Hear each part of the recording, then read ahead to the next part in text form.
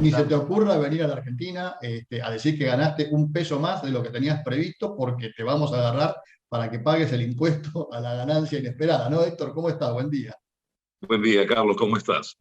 Sí, sí, la verdad, vos sabés que estaba pensando ahora cuando te oía, cargaste algo en Twitter donde hay un informe, o en WhatsApp, donde hay un informe que dice, si con estas ideas llegamos al problema, estamos en dificultades en encontrar soluciones con las mismas. Y yo creo que este impuesto o proyecto de impuesto es un poco de lo mismo, ¿no?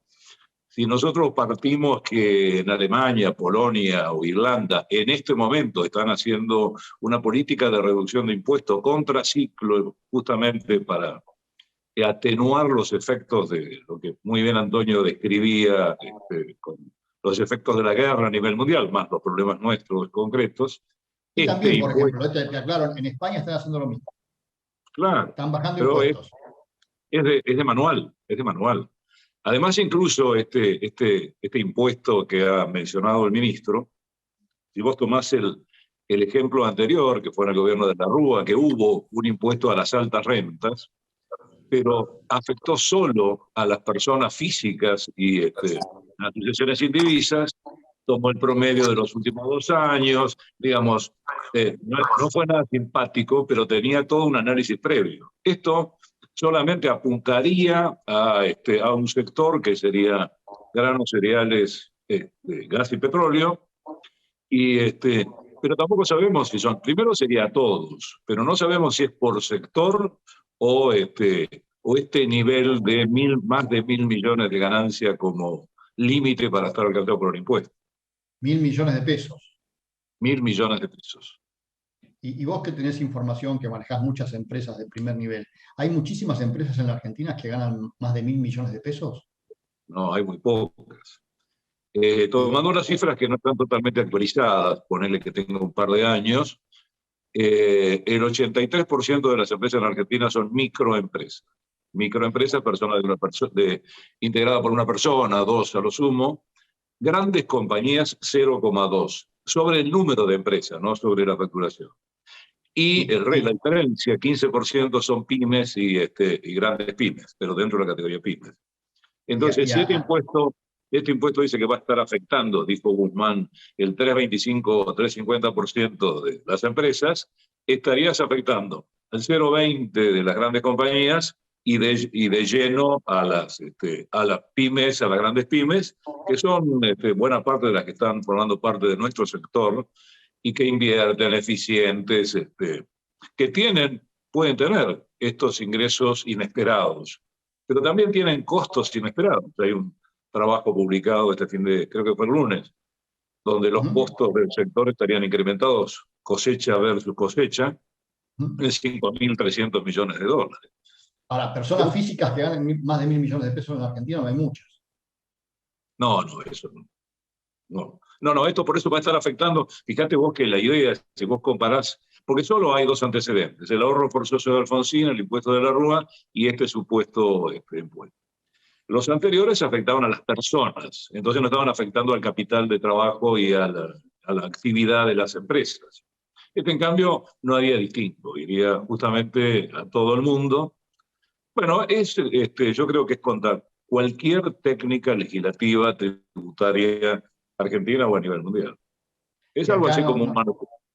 Y acá no nos fijamos si es doble, triple, cuádruple imposición, a nadie le importa eso. En absoluto, en absoluto. Mira, yo pensaba en una figura, ¿no? Es decir, yo pensaba en un primer nivel, un Estado que hace oídos sordos al manejo monetario económico, con un déficit que nadie tiende ni a siquiera a mirarlo, se están renegociando las pautas nuevamente con el fondo, a 15 días de firmado, y un segundo nivel donde el Estado arbitra fondos de algunos privados a favor de otros privados. Y no importa, por supuesto. Esto tiene la figura muchas veces lo hemos hablado en términos de derecho, en términos de derecho de exportación, de impuesto a la riqueza, pero claro, tendría claramente una característica en principio de violación al derecho de propiedad. Ahora, ¿sabés qué ocurre, Carlos? También lo pensaba yo en otro tema que fue el último aumento a los derechos de exportación, el 2%. Por supuesto, anticonstitucional. El Ejecutivo no tiene la facultad de delegado, más allá de lo que fácticamente ocurrió. Ahora, ¿qué le pasa al cristiano? Pero digamos, al contribuyente que tiene que pagar el impuesto? Lo tiene que pagar, pues si no tiene sanciones administrativas. Entonces, nosotros los especialistas nos vamos a cansar a decirle, tiene remedios judiciales. Vos pensás que la Corte tardó 16 años en resolver el tema del Consejo de la Magistratura. El último fallo sobre el derecho de exportación de Bunge era del año 2008, es decir, tardó apenas 10 años, 12 años. Claro, entonces lo que hoy va a cobrar este gobierno con una medida que es anticonstitucional, o este derecho, o este impuesto a las ganancias extraordinarias, en una de ellas lo tiene que devolver parcialmente dentro de 2 o 3 periodos presidenciales algún otro gobierno. Es un pasivo, si querés, encubierto, ¿no? Entre el impuesto y la reacción de los contribuyentes. Ahora, Héctor, en el caso de nuestro sector, los que estarían alcanzados por este impuesto serían las grandes empresas exportadoras, en teoría, las grandes industrias, no sé, aceitera, algún molino y demás. Pero después, por supuesto, ellos trasladarían ese costo a los productores. Claro, ese es el otro tema. Los formadores de precios y entonces esto automáticamente. Claro, hay una traslación. Hay una traslación. Eso es todo un efecto muy nocivo. Y bueno, y ya sabemos todos, y especialmente vos, quién es el finatario pagador de este impuesto, ¿no? En términos reales, en su propia, cómo le va a afectar su P&L, es decir, su estado de resultado final. Son como los derechos de exportación. Eso te iba a decir, en la práctica es un aumento en el derecho de exportación que veremos de cuánto será en función de cuánto tengan que pagar. Exactamente, es lo mismo que los fideicomisos. Vos fíjate que son todos los mismos disfrazados de distintas figuras que terminan siempre en el mismo pagador. Y lo que es tremendo ya, no sé si desde lo tributario o desde lo económico, es esto, ¿no? Mientras otros países están siguiendo políticas proactivas contra estos ciclos de alteración de valores relativos, aquí se vuelve al mismo a caer en el mismo error. Por eso me gustaba aquella frase, ¿no? Si con las ideas que llegamos a este error vamos a encontrar la solución, me preocupa. Personalmente, la esperanza que me queda es que esto no pase por el Congreso. Digamos, no que senadores probablemente el Congreso no lo apruebe. Que el Congreso no lo apruebe. Que no lo apruebe, justamente que no lo apruebe. Es demasiado burdo.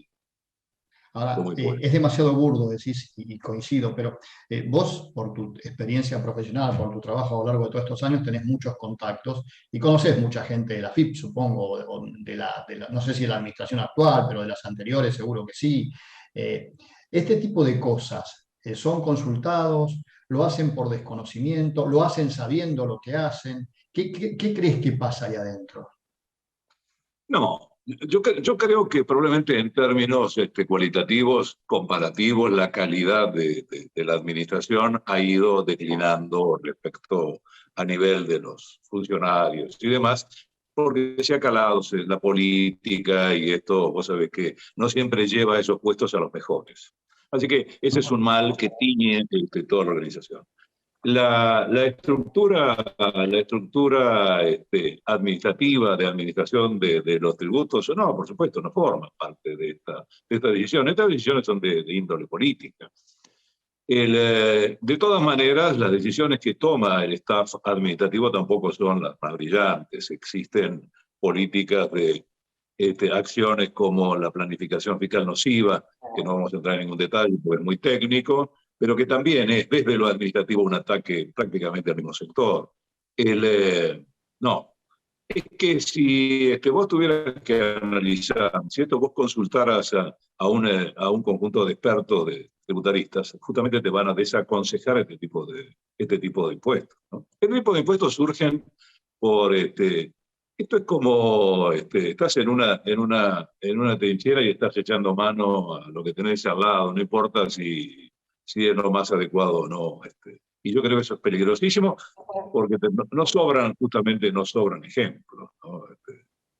No, los sectores no son consultados. E incluso, vos sabés que hay algo que pensaba que por ahí mencionar. También hay que tener cuidado cuando hablamos de discutir judicialmente alguna de estas medidas como defensa, que ya sabemos el problema que tenemos con la demora en la justicia, que se convierte en no justicia. Pues es que esto tiene administrativamente lo que se llaman sanciones indirectas. Sanciones indirectas son aquellas que no están explicitadas en un proceso y vos no te podés defender, sino que sos sancionado. Te voy a llevar un ejemplo muy chiquito.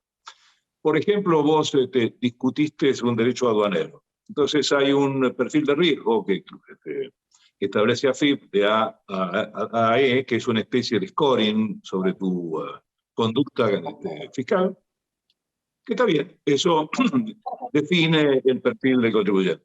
Pero ahora lo han unido con el CISA. Entonces, si vos perdés una categoría en el CIPER, el perfil de riesgo, tenés el riesgo que te lleven a estado 3. ¿Y qué es estado 3? Es el estado en el cual, el más grave que en el CISA, que entre otros te impide vender o trasladar los granos, obtener cartas de porte.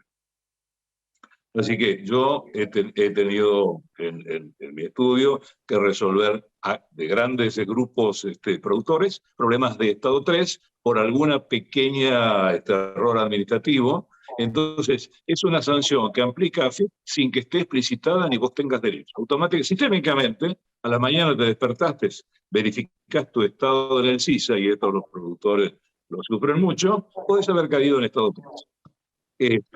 Por eso es lo que decía Antonio, ¿no? Yo creo que es bastante... Hay elementos suficientes para que el sector y los actores estén de mal humor, de profundo mal humor.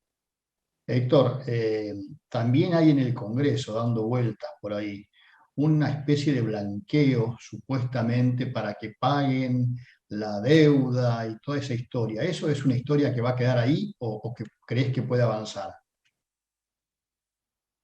Sí, eso se lo llama blanqueo. Esto me hace acordar al SEDIN. Yo no sé si SEDIN fue antes del blanqueo de Macri, que era un blanqueo que vos comprabas un ticket, no importa de dónde venía el dinero. Vos podías ser lavador de un narcotraficante colombiano. Vos Exacto, comprabas un exacto. ticket. Eso estaba destinado a un sector.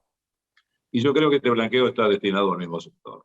Yo creo que esto es blanquear corrupción, dinero que no se puede justificar. Y además es inmoral, porque vos o yo, si no pagamos los impuestos, suponete 2 o 3 escenarios. Uno, descubrieron que tenemos dinero lavado, que se originó en el delito, en la droga. Bueno, se confisca automáticamente los bienes. Por ley no hay derecho a quedarte con los bienes pagando un impuesto. Si en cambio vos te olvidaste una cuenta en Suiza donde tenés unos ahorros y te detecta FIP esa cuenta, se va a quedar con el 70% del valor nominal de tu cuenta. Ahora, por este blanqueo, para solo algún determinado sector, va a pagar un 20%. Si hubiera sido un contribuyente normal, cumplidor, serio, hubiera pagado un 50% entre ganancias y todos los demás impuestos, incluyendo el impuesto a la renta extraordinaria. Y te aparece por la ventana un señor que no sabe de dónde salieron los fondos, pagando un 20% blanqueo y no tiene más sanciones. Por eso creo que es inmoral y que no está destinado a los contribuyentes. Está destinado a ciertos actores que me parece que se preparan para una eventual investigación judicial futura. Yo creo que es una especie de autoamnistía. Ahora hay que Héctor, ver si pasa por el Congreso. volvemos a lo mismo, eso te iba a decir, hay que ver si pasa por el Congreso. Y todo lo estamos vinculando a si pasa por el Congreso. Ahora, y vuelvo, no te estoy diciendo viejo, ni mucho menos, pero vuelvo a tu experiencia, nos conocemos hace mucho tiempo. Los dos estamos iguales, no te preocupes, nos conocemos hace mucho tiempo. Los otros días veía el informe del IARAF, que lo debes haber visto, que habla de 165 tributos en la Argentina, y vos hacías mención, pones tú todas tus esperanzas en el Congreso, en que esto no pase, en que aquello no pase. ¿Vos creés que toda esta cuestión impositiva que estamos viviendo desde que vos y yo nacimos prácticamente algún día se va a solucionar? ¿Algún día el Congreso en serio va a trabajar en esto? Porque es el único que puede modificarlo. El resto vamos a seguir a expensas de funcionarios que cada uno hace lo que se le antoja cuando llega al cargo que ocupa. Mirá, los otros días oía algún analista que decía, si yo no tuviera esperanzas, me iría. En algún lugar me queda la esperanza. Si vos me decís cuán lejos, cuán cerca, bueno, no está demasiado cerca. Ahora, no cabe duda que esta es crónica de una muerte anunciada. Si vos seguís con este esquema, lo único que se estás haciendo es estás destruyendo riqueza, estás quitando incentivo a los reales productores. Bueno, vos vas camino a una crisis. El tema es cuánto antes o cuánto después explota esa bomba. En general, y Argentina también así lo ha hecho, si bien han sido oportunidades perdidas, cuando están los grandes cracks, cuando están las crisis muy profundas, es cuando se pueden hacer esos cambios que estamos planteando. En estos escenarios, plantear un cambio en todo el esquema tributario requiere no solo un cambio. El cambio tributario es consecuencia de un plan económico, de una idea de país, porque vos, finalmente los impuestos porque han cambiado de lugar. Los impuestos son parte del financiamiento del Estado. El Estado tiene tres fuentes de financiamiento: la actividad económica, si la tiene por sí, los endeudamientos que pueda tomar el Estado y la recaudación de impuestos. Si vos pones el impuesto delante de la actividad económica, bueno, yo creo que va a tener que cambiar forzosamente, porque si no vamos a ir al ejemplo de Venezuela, que es la desintegración de la actividad desde lo profundo, ¿no? Que luego lleva mucho tiempo reconstruir. El mercado no es muy... te cuento una cortita que me llamó la atención, pero es de un banco internacional. El otro día me estaban diciendo que hay inversores que están cambiando título de la deuda argentina por título de la deuda ucraniana. Hay un 7% de diferencia entre ambos en la cotización. ¿Esto qué significa? Que los inversores están pensando que se va a reconstruir más rápido Ucrania cuando termine la guerra y con la ayuda internacional que nosotros de nuestros propios problemas. Ahora, sí, claramente, porque si lo comparás en años, nosotros con nuestros propios problemas lo venimos profundizando desde hace muchos años y han pasado diferentes gobiernos. Y en ese sentido, cada gobierno que se va deja supuestamente para el otro una herencia que justifica lo que el nuevo gobierno hace en materia impositiva. Eh, ¿Te acordás de Rodríguez Sá cuando fue presidente que se le ocurrió decir en algún momento que había que tirar todo y empezar todo de cero? ¿Eso es posible en materia tributaria?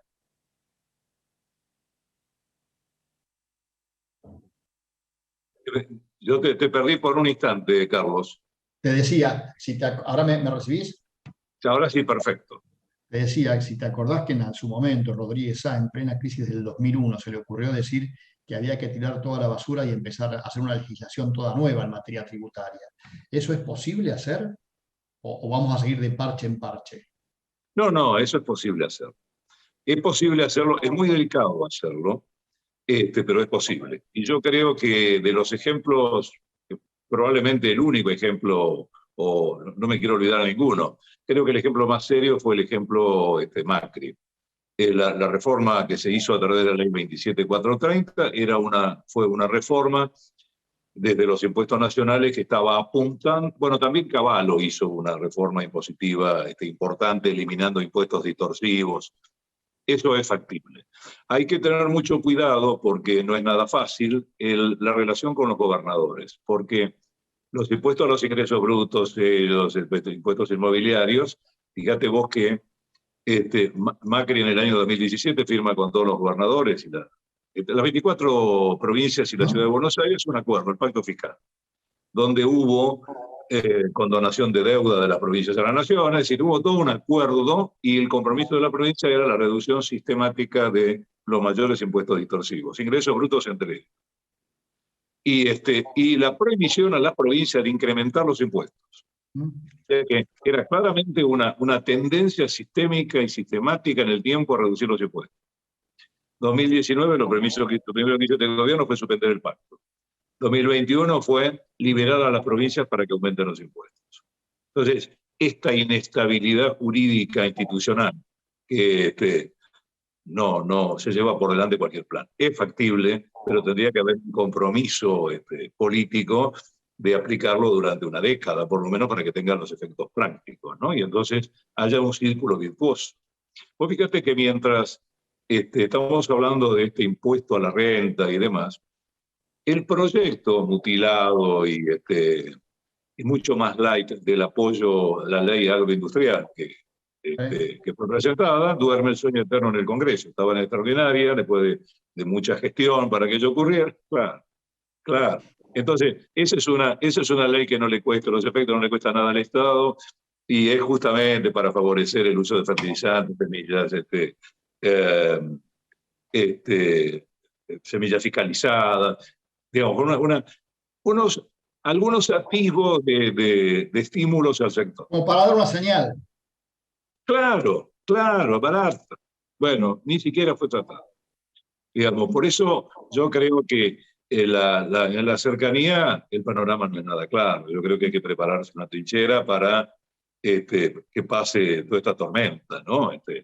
Me imagino a los productores tratando de... Además, cuando tenés que convivir no solo con los impuestos, tenés que convivir con insumos que no se consiguen, o que están exagerados de precio, tener el incremento de costos. Yo creo que hay que, en el corto plazo, prepararse para la trinchera y esperemos que este impuesto no pase.